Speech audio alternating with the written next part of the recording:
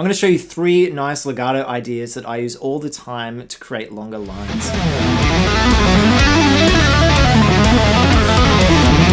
I use these ideas all the time, whether it's on their own or if there's all 3 included in one long lick. They're really, really helpful and really, really important to get those long flowing legato lines. Now, if you want the tab to the licks that are based around these ideas, head over to Patreon. There's a 7-day free trial happening at the moment. You've also got access to over 40 other video lessons plus everything else that's there.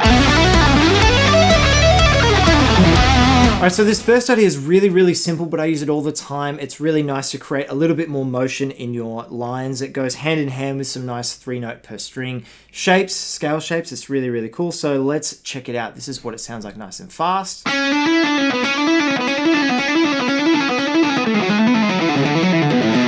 You can hear there I'm taking it through the scale, but really it's a 4-note sequence. Check it out. We're going to be working in the key of B minor. I want to start on the 6th fret of the G string and just go up the minor scale 3 notes. So we're going to go 6th fret, 7th fret, and then 9th fret. And then we're just going to descend back down. That's all hammer-ons and then pull-offs. And then what I consider to be sort of like a bit of a U-turn or a turnaround is the root note, which is going to be on the 9th fret of the D string. And that allows us to turn the lick around to be able to repeat it.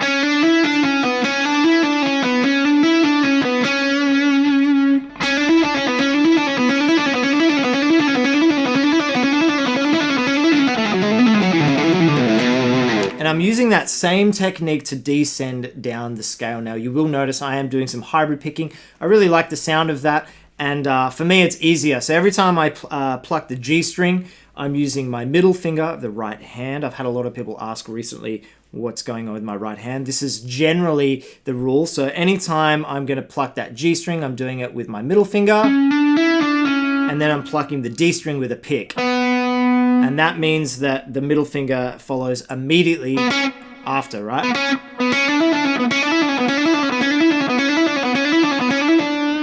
Right, now if you want to take it through the scale shape, check this out. Just going to descend down, and there's our U-turn. There's our sort of turnaround note to then go back up 3 notes. Right, so check this out. Descend down, U-turn, and then go back up. Descend down, there's our U-turn note, and then go back up. Right, and because we're in the key of B minor, I finished it on a B note. So that whole thing there. Nice idea, right? So that is just one little move to get way more mileage out of your 3-note per string patterns. Now let's move on to the second idea. I use this as a really nice position shift. Check it out.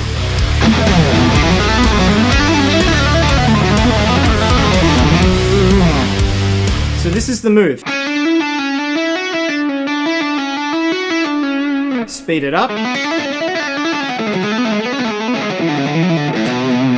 Take it down the scale, that's what it can sound like. But the move is really, really simple, just on one string. Check it out. We're going to ascend the first 3 notes of the first lick, or the first idea, and then descend. And then the position shift happens with the first finger sliding up to the next scale note. So 1 note higher in the scale, right? So from 6th fret to the 7th fret. And then we can just do the same move that we did where we ascend to descend down 3 notes.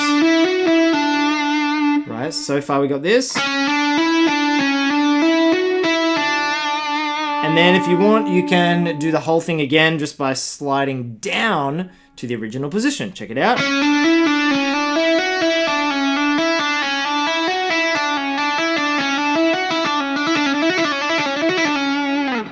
Tricky to get that control once you start to speed it up and that really even rhythmic flow that's happening.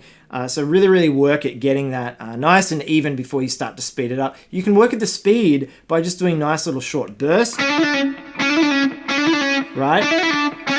And then what I'd recommend is just practicing the position shift. That's often the hardest part. Right? So really work on that. Now, I don't really have the most accurate or the best technique, but I'm happy with where I am at speed-wise. But what I'd recommend is trying to move your fingers as little as possible. I spent years just hacking away at the pentatonic scale in my younger days, so my technique isn't like that of someone like Rick Graham or Tom Quayle, but I'm functional in it, right? So these little exercises really help me sort of hone that skill and hone that technique. So really try and stay nice and relaxed and try not to move your fingers too much. Let's move on to the last idea. So I often use this move at the top of a lick, at the highest point. It's really a common sort of phrase in the rock or metal sort of world. So let's have a look at it. So we're going to be, again, in the key of B minor, starting on the minor third. Pull off to the root note, and then go to the major second, right? 3 notes. And then we're going to descend down from the minor third through to the second, and then the root note.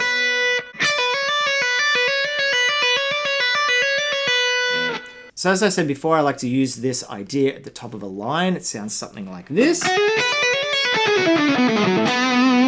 Right, so I just played up sort of like a Dorian scale, then did the idea, and then just descend down. However you want, really. So I know I'm going through these quite fast, so if you want the tab to everything that you hear, come over to Patreon. There's a 7-day free trial happening at the moment, and you can get your fingers around those exact licks that I'm playing in this video, but those concepts do remain the same throughout. There's nothing really new. I'm not doing any sort of secret trickery. I'm just playing them nice and fast, and I just have my own way of, moving through the scale shapes using those 3 concepts. Here's what all 3 concepts put together might sound like. As I said before, the tab to these exact licks are going to be available over on Patreon if you want to come and join us.